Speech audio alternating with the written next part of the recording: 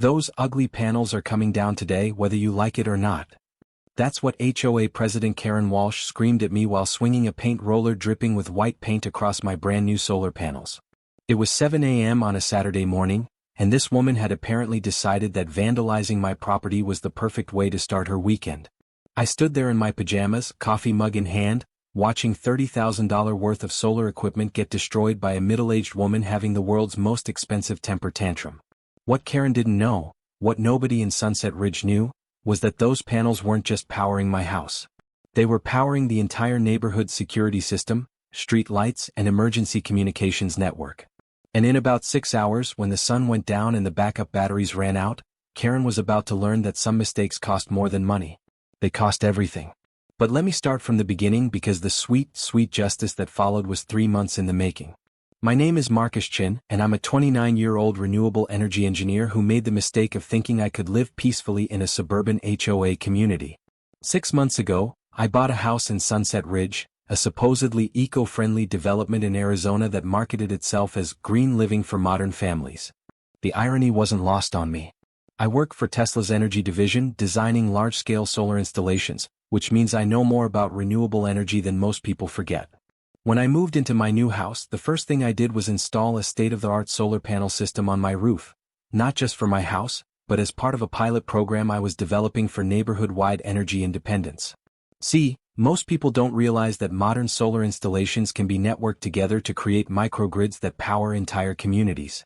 My setup was feeding excess energy back into a neighborhood grid that powered our street lights, security cameras, emergency call boxes, and backup systems for critical infrastructure. I'd gotten permission from the city, worked with the utility company, and even convinced several neighbors to let me install smaller panels on their roofs as part of the network. The whole system was a beautiful example of how green technology could make communities safer and more efficient. The previous HOA board had been thrilled about the project. They'd even featured it in the community newsletter as an example of innovative thinking that makes Sunset Ridge a leader in sustainable living. Then Karen Walsh got elected president and everything went to hell. Karen was 44 years old, recently divorced, and had apparently decided that her new role as HOA president was going to be her platform for exacting revenge on a world that had somehow wronged her. She'd moved into the neighborhood just 8 months earlier, immediately joined the HOA board, and then launched a campaign for president based on restoring traditional community values. Translation: she hated anything that looked different, felt modern, or reminded her that the world was changing. Her first target was my solar panels. "They're an eyesore," she declared at her first board meeting as president. "They make the neighborhood look like some kind of industrial complex instead of a family community. Never mind that the panels were sleek, black, and barely visible from street level. Never mind that they were saving every household in the neighborhood money on their electric bills. Never mind that they'd increased everyone's property values by an average of $15,000. Karen had decided that solar panels were ugly, and therefore they had to go. Her campaign against my panels started small. First, it was friendly reminders about maintaining curb appeal. Then it was formal violation notices about unauthorized modifications to roof structures. When those didn't work, she started showing up at my door with increasingly ridiculous demands. "The panels are reflecting sunlight into my windows," she complained one Tuesday morning, pointing at panels that faced south while her house was to the north. "They're making noise," she claimed the following week, apparently unaware that solar panels are completely silent. "They're attracting birds that are disrupting the community," was her Friday afternoon special, delivered while standing under a tree full of birds that had been there long before my panels existed. Each time, I calmly explained the facts, showed her the city permits, and reminded her that the previous board had not only approved the installation but celebrated it. Each time, she got more frustrated and more determined to find a way to make my panels disappear. I should have seen the paint roller coming. That Saturday morning in October started like any other weekend. I was planning to sleep in, maybe work on some designs for a new solar project, definitely avoid any contact with Karen Walsh and her manufactured drama. But at 7 a.m. sharp, I was awakened by what sounded like someone beating on my roof with a sledgehammer. I stumbled outside in my pajamas to find Karen on a ladder with a paint roller, systematically covering every one of my solar panels with thick white paint. She was wearing what appeared to be her project outfit, paint-splattered jeans and a tank top that said "Boss Lady," and she had the focused intensity of someone who'd been planning this moment for weeks. "Karen, what the hell are you doing?" I shouted, still trying to process what I was seeing. She paused in her destruction long enough to glare down at me. I'm solving an eyesore problem that should have been addressed months ago. These panels are a violation of community standards, and since you refuse to remove them voluntarily, I'm taking care of it myself. Those panels cost $30,000. I said, my brain finally catching up to the reality of what was happening. You can't just destroy someone else's property. Karen laughed, actually laughed, as she dipped her roller in the paint bucket and continued her vandalism. Watch me. I'm the HOA president, and I have the authority to remove violations by any means necessary.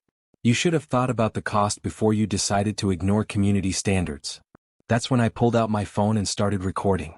Karen, caught up in her paint-rolling fury, didn't even notice. So just to be clear, I said, making sure my voice was loud enough for the recording, you're admitting that you're deliberately destroying my solar panels because you think they're ugly? I'm restoring this neighborhood to the beautiful, traditional community it's supposed to be, Karen declared, white paint dripping down her arms.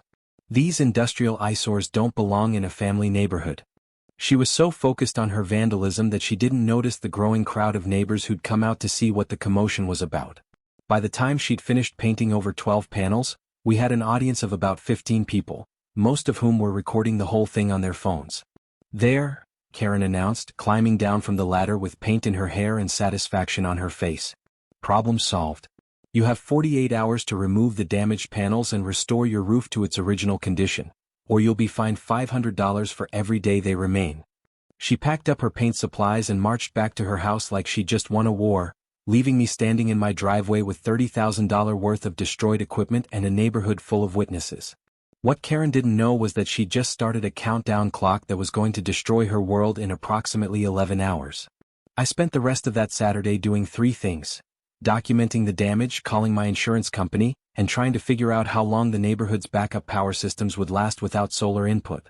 The answer to that last question was not encouraging. The solar array I'd installed wasn't just powering my house, it was the primary energy source for what I called the Sunset Ridge Safety Network.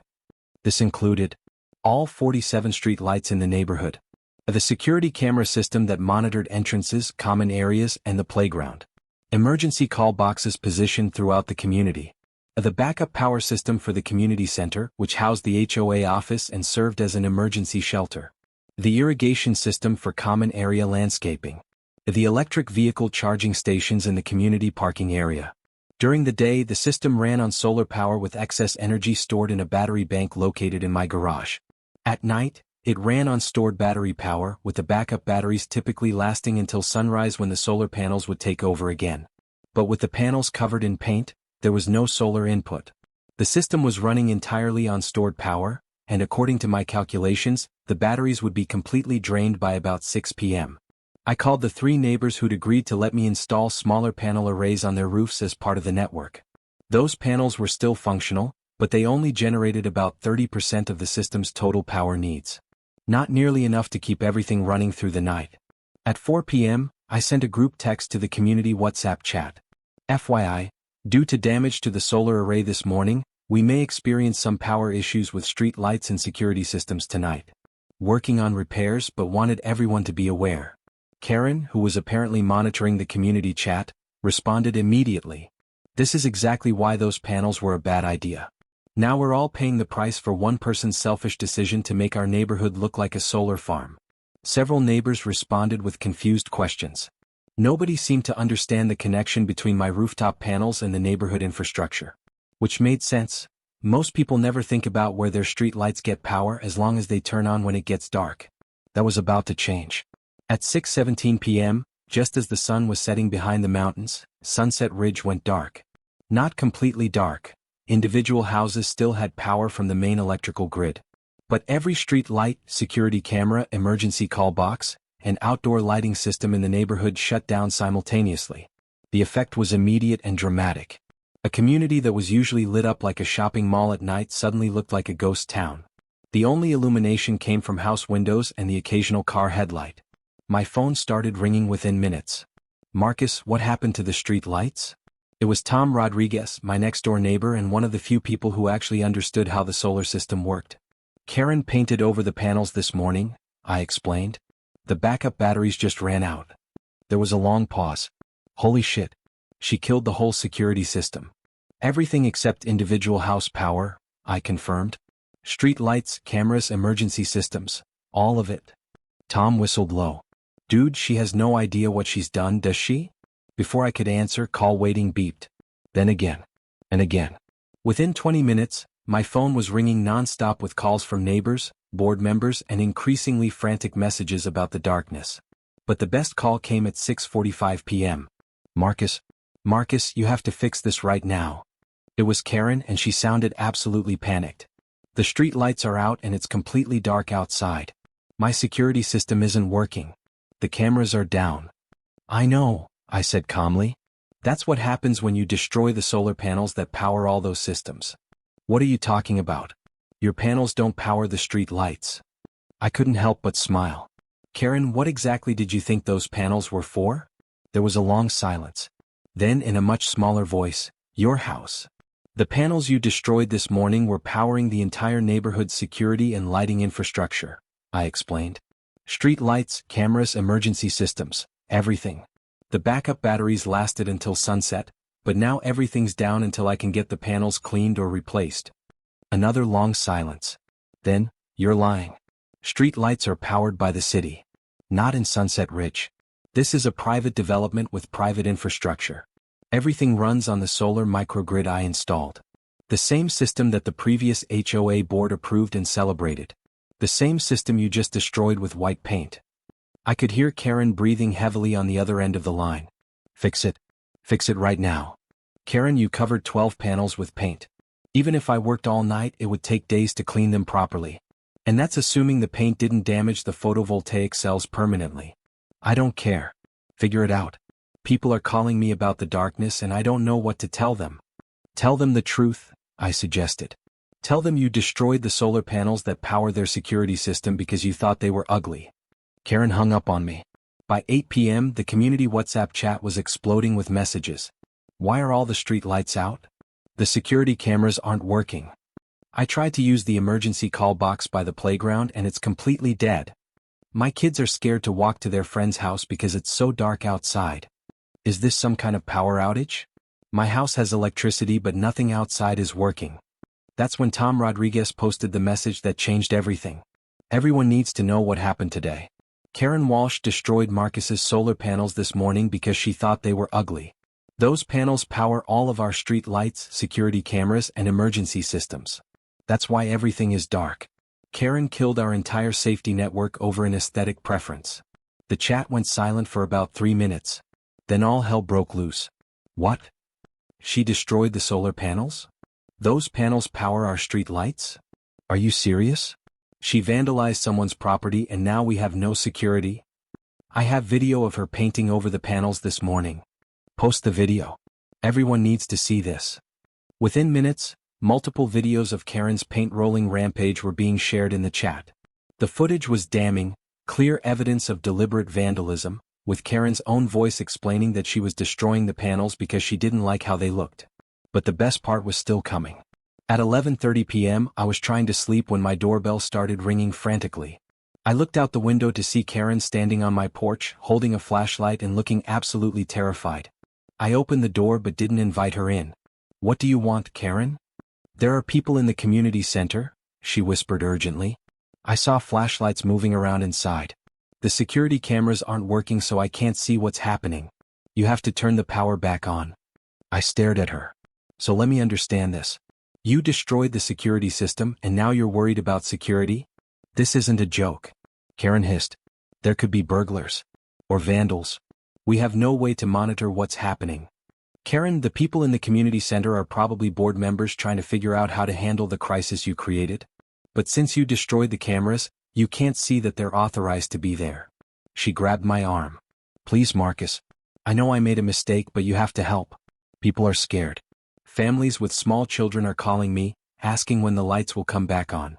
And what are you telling them? Karen's voice cracked. I don't know what to tell them. I didn't realize. I didn't know the panels powered all that stuff. For the first time since this whole mess started, Karen looked genuinely scared and remorseful. But I wasn't feeling particularly sympathetic. Karen, you destroyed $30,000 worth of equipment without bothering to understand what it did. You committed vandalism based on your personal aesthetic preferences. And now you want me to somehow magically fix the problem you created. I'll pay for the damage, she said quickly. Whatever it costs, I'll cover it. It's not just about money. Even if I started cleaning the panels right now, it would take days to restore full power to the system. And that's assuming you didn't permanently damage the photovoltaic cells with paint. Karen started crying. Actual tears streaming down her face as she realized the magnitude of what she'd done. I was just trying to improve the neighborhood, she sobbed. I thought the panels were ugly and I wanted everything to look nice and uniform. I didn't know they were important. They weren't just important, Karen. They were critical infrastructure. And you destroyed them without asking a single question about their purpose. The next morning, I woke up to 17 missed calls and 43 text messages.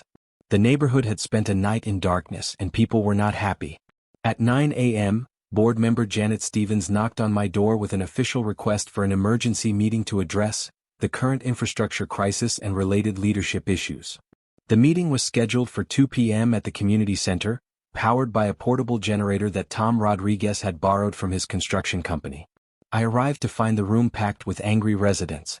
Karen was sitting at the front table alone, looking like she hadn't slept. The other board members, Janet Stevens, Mike Wong and David Park, were sitting as far away from her as possible. Janet called the meeting to order. We're here to address the destruction of community infrastructure and the leadership decisions that led to our current situation. Marcus, can you please explain to everyone exactly what happened yesterday morning?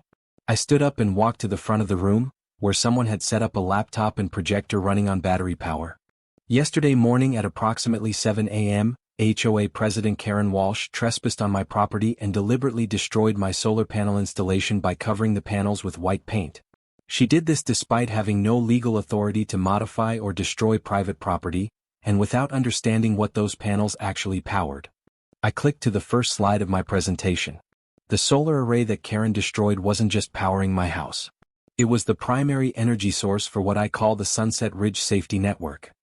The next slide showed a diagram of the entire system. Every street light, camera, emergency station, and backup power connection in the neighborhood.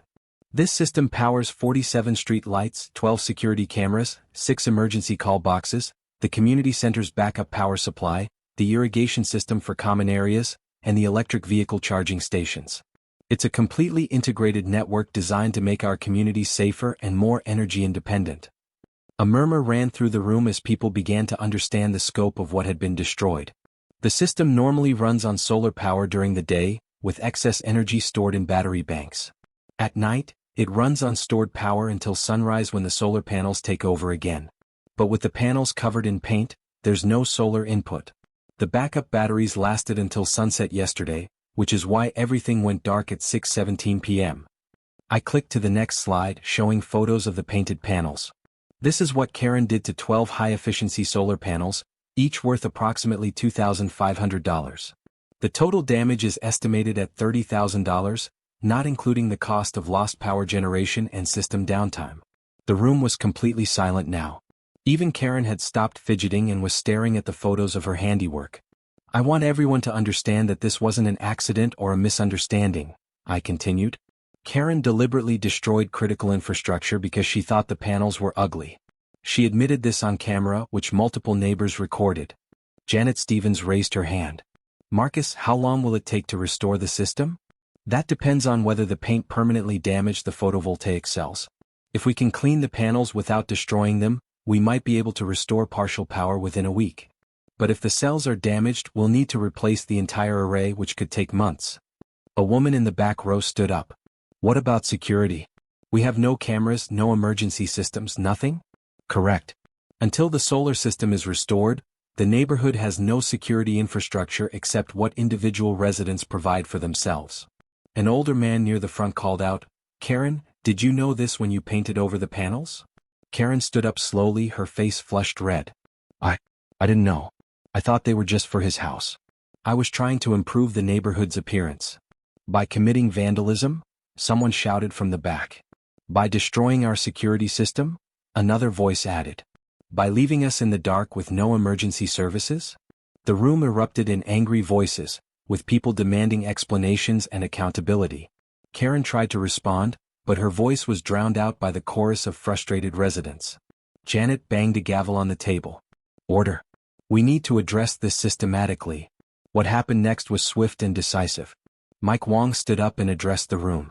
I move for an immediate vote of no confidence in Karen Walsh as HOA president, based on her destruction of community infrastructure, her abuse of authority, and her failure to understand the responsibilities of her position. Seconded, came voices from multiple directions. Janet looked at Karen.